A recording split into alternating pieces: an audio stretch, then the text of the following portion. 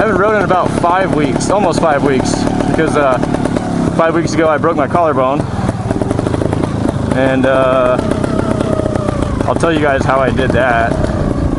But I mean, if you're expecting a cool story about it, you're probably gonna be disappointed, because it's just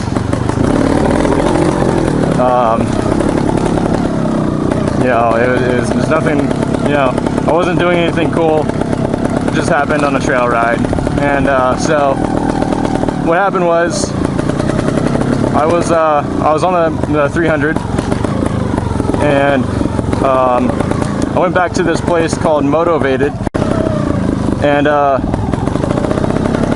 went to hit their hare scramble trail. I had just raced a hare scramble the weekend before that, and so what I wanted to do was get back out there and try to play with my suspension, because I haven't been happy with my suspension for hare scrambles, and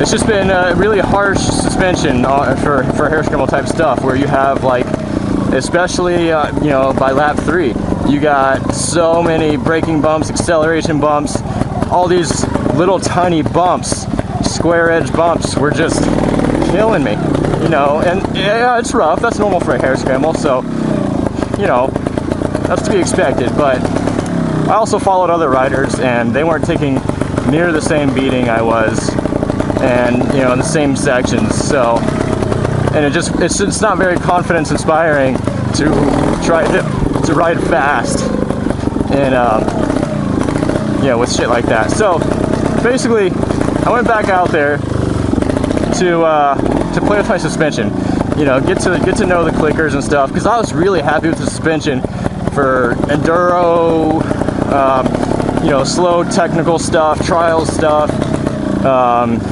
you know, flat ground drop-offs of higher ledges, and like enduro cross type stuff. You know, works great on obstacles, but the square edge impacts were a problem. You know, the high speed compression, damping, valving. So long story short, you know, I wanted to try to get familiar with my clickers, and to do that, I was gonna take the clickers on the forks and the shock and go all the way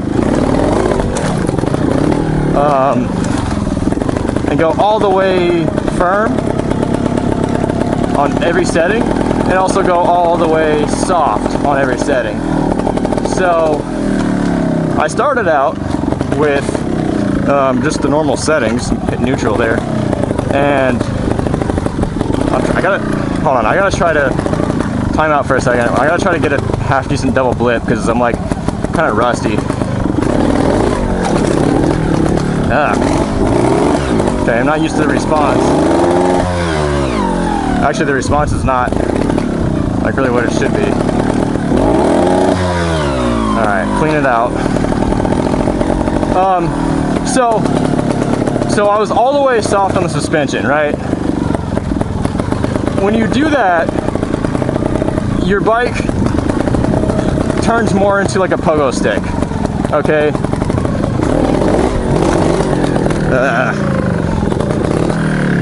Alright, I got myself good and stuck. Freaking hey. These logs are slippery when they don't have any bark left on them. I'm not used to the response on this bike. The windup is, the motor revs a lot slower than the 300. You know, big heavy flywheel and probably a little bit too rich of a jetting. I was out on the trail, I was riding with the suspension all the way soft, you know, pogo stick action, and I was being careful, right? I know you have to be careful. You know, it's good to experiment like that, but when you're riding with weird settings, be careful. So what happened was, at first I was being careful, and then, you know, I was getting nice and warmed up and enjoying the ride, and then next thing I know, I'm starting to push it a little bit. It's fucking stupid. And I was going around a gentle downhill left curve, and my rear end hit a rut, and at the same time I was like getting, backing off the throttle. So, between those two things, the suspension was allowed to really kick back and rebound, because there's no rebound damping. It's backed all the way off.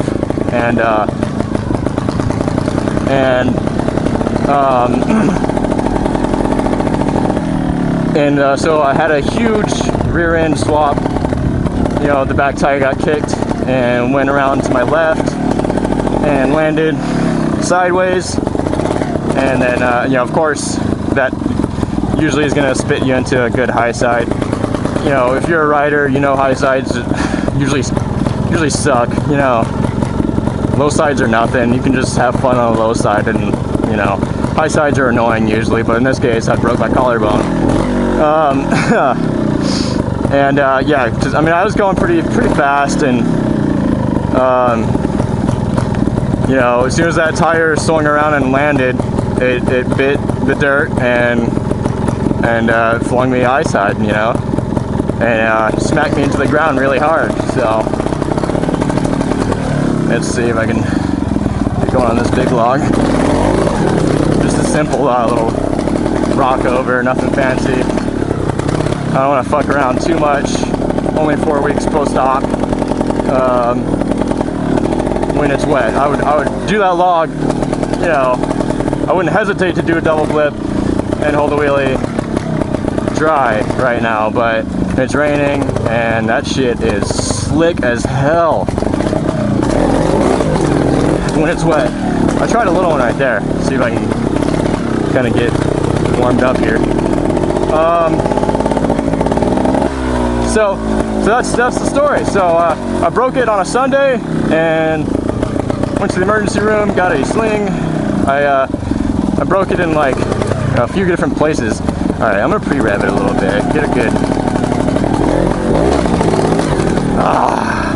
All right, now it's starting to make me mad. I gotta let some air out of this tire. I think I put too much in.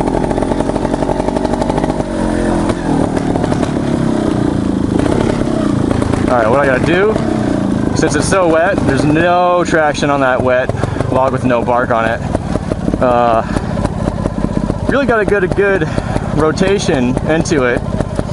By rotation, I mean get a nice strong blip, second blip off. That way your bike can get to the wheelie height, and then like really no more throttle after that. Try to slip the clutch to keep traction. But it's tough in the rain, especially when you're rusty, and extra rusty on the trials bike because I wasn't really riding it. I'm sure a lot of you guys, a lot of you actual trials guys are used to wet conditions, and I'm probably just complaining, but I can run in my backyard, so I usually don't have any reason to ride in the rain.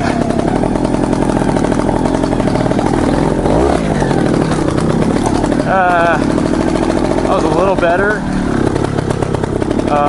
I like that I didn't give it any gas on the follow through, so I didn't like slip off to the side too much.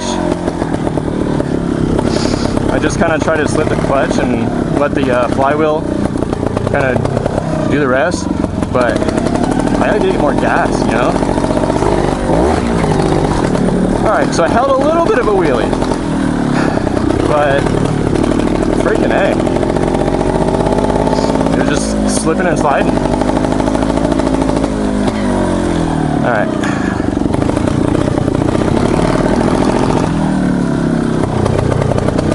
Let's see if we can...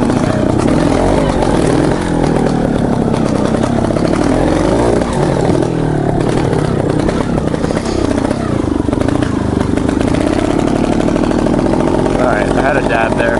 Try to hold pressure on it. Sketchy as fuck, but I got it. Oh, did I kick it down to first? Shit. I did. Let's try to get in second.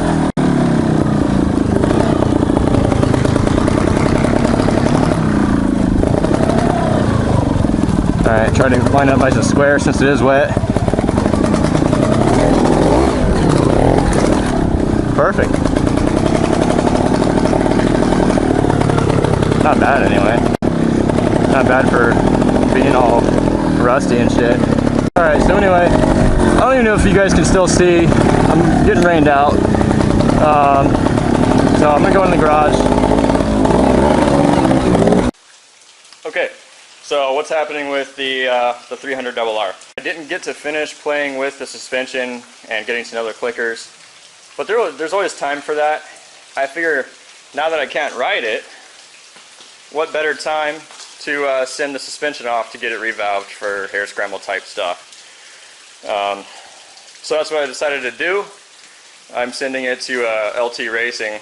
Like, the shit that really gets this bike beat up is the trials type shit, you know, just dropping it on like logs and rocks and shit, you know, falling over in a sandy trail doesn't do shit, but it's all beat up with a cracked subframe and stuff with you know, with trials shit type shit and like hard enduro type stuff. But yeah, that's just normal. That's part of it. It's crazy. The riders here just, you know, they don't get it. Like, oh my God, you got a brand new bike. You know, so there's the thing that gets me is riders that, you know, I mean, I get it if you have a new bike and you don't want to beat it up and scratch it or whatever. I guess I can kind of understand, but you know, it's the people that seem to have a problem with how other people ride their bikes and treat their bikes. I don't get it. It's not your bike. Why do you care, you know? And to me, why get a brand new bike and be afraid to scratch it? I mean, it's a freaking dirt bike. I mean, really? Like, this thing looks like shit now. I mean, when all the plastics are back on it and everything, it looks great on camera still, but in person it looks kind of beat up. But that's just how it goes. I mean, if I want to refresh it, I'll put a new set of plastics on there and get in there with a freaking toothbrush and, you know, and polish it and everything. But what happens the next ride? It's gonna get scratched up and shit. You know, depending on your riding too. Like, if you're just riding in fast, you know, sandy trails and, you know, like fire roads and like a motocross track, it's not gonna get beat up. You know, not nearly as much as when you're riding in like rocks and logs and, you know, doing like hill climbs that you probably shouldn't be doing because you're not good enough to do it, but you do it anyway because that's how you get better. Like, you can't be afraid to beat up your bike and get out of your comfort zone a little bit, because that's how you get better, you know? Like, I mean, you're gonna drop it, you're gonna beat it up. That's just how it goes. If you have a problem with that, maybe you shouldn't be riding.